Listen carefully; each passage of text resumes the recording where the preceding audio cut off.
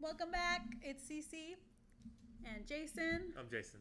and we're talking about fixer uppers. So, we were having this conversation about inventory and prices and just homes being expensive in general. Right. But I think I get a lot of people saying they want a fixer upper. But that is such a loaded word because there's a lot of things to consider when you're looking at a home that is maybe needs a little bit of an upgrade. But also, there are certain things inside of the marketing of a certain home. One, what's the price? Two, is that the real price? Three, Jason, can I have the money for this house? We'll see. So that's part of the conversation is what is a fixer upper as far as what is involved and what levels are there. Because I tell people there's kind of three levels of fixing up what your home is going to be. If it's going to be strictly cosmetic, which everyone and their mom is looking for, because that's an investment opportunity that investors and first-time home buyers are looking for.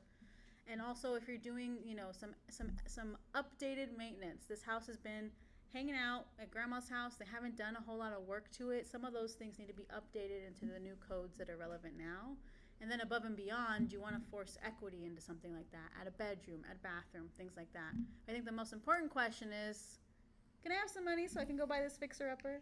Absolutely. I mean, the idea of using financing, using a mortgage to buy a fixer-upper is a great idea. You're going to come out ahead. You get the nice neighborhood with the house that you can renovate to meet your own. You get the equity. It's a great investment. But the challenge is, can you get the money? Can I lend you the money on this house? And that is a loaded question. Um, the thing to remember is that the bank is lending you money, but they're planning for the worst. The worst case being you don't make the payments, they have to take the house. Will the bank be able to resell the house? Hmm. They just don't want something that they're going to go pay money to renovate themselves. They don't want to do that. That's not Right. their business. They're not house flipping. Right. They just want to collect a check. And so with that, there are minimum property requirements, which depending if it's a VA loan, a FHA loan, a conventional loan, etc., will have different minimum standards that need to be satisfied in order to obtain that financing at all. So if we're gonna just even before we get to the conversation of okay, Jason wrote us a pre-approved letter for what we're eligible for, is that 299 house really 299?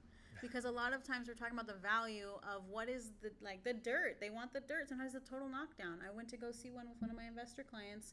He said, my joke is I'm like this property needs everything. It needs Jesus, Buddha, Allah, all the saints, a Christmas tree. It needs everything. Or you wipe it out and you start over. But that's a completely different conversation. So I think part of it is how much of this is actually financeable. Like, can the bank even write a check for a property that's in this type of a condition? Because sometimes I think we get caught up in those HGTV moments where we really want to be the fixer-upper couple or this old house, or you can tell I've been watching HGTV forever. Pick one. But I don't think that everyone has it in them to be an HGTV star on their first home. Right, right. You have the can I do it equation and then the can the financing work equation. Those are two different things for sure. Um, and that's with the financing part. When it comes to the guidelines, it's something we can dive into, but that's a fair question. Say if the financing does work, do you want to swing that hammer?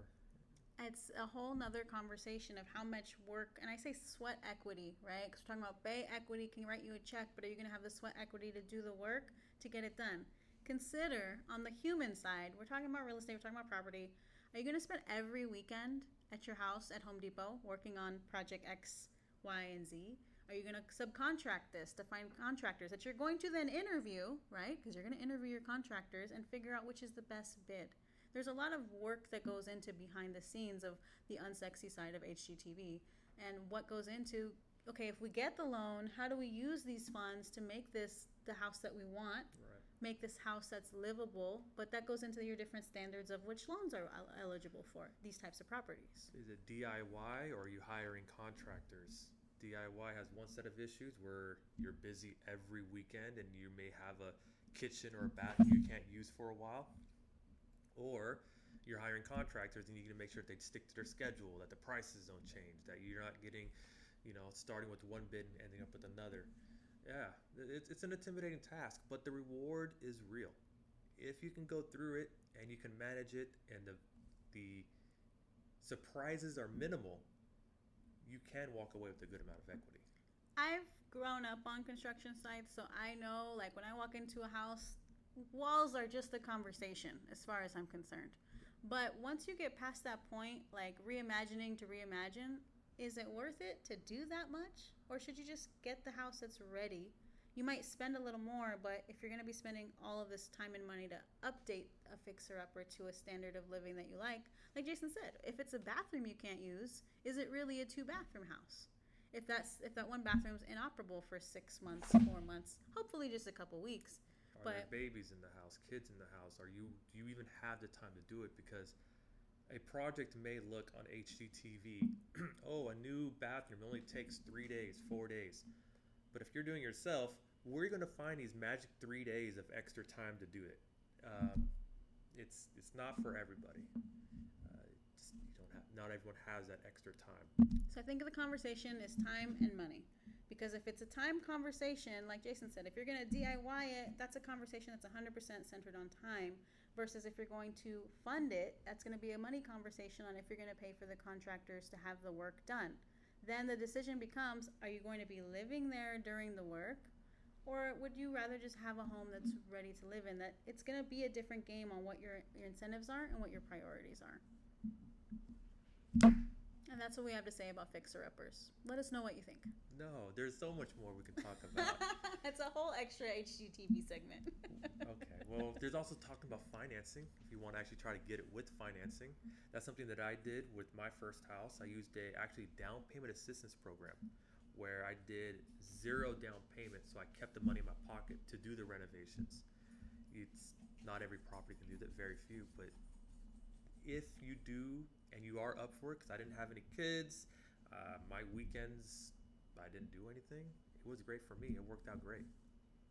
You could do that. I'm a contractor route. I've done all the work before, and living through that type of dust is a different level of comfort. So if you want to have that done and be on the Jason's DIY side and have the experience of, sometimes it's the experience of being able to say, hey, I built that or I did that together. I grew up around it, yeah. There's that level. And then there's expediency of, like, I want it done. I want to live. I don't necessarily want to be the one to do it. That's my camp. I've been there, done that. And if that's something that is, hey, it's important because we're going to get the value back in that kitchen, in that bathroom, things of that nature, then, it's worth the conversation of looking at what are the possibilities. Because I think if you can build the equity in the house you have, that's your maximum return. Mm-hmm. They're not making more dirt. And if you can make the house that you have work for you, it might work for someone else when it's time for you to find something bigger and better to move on to. Yeah.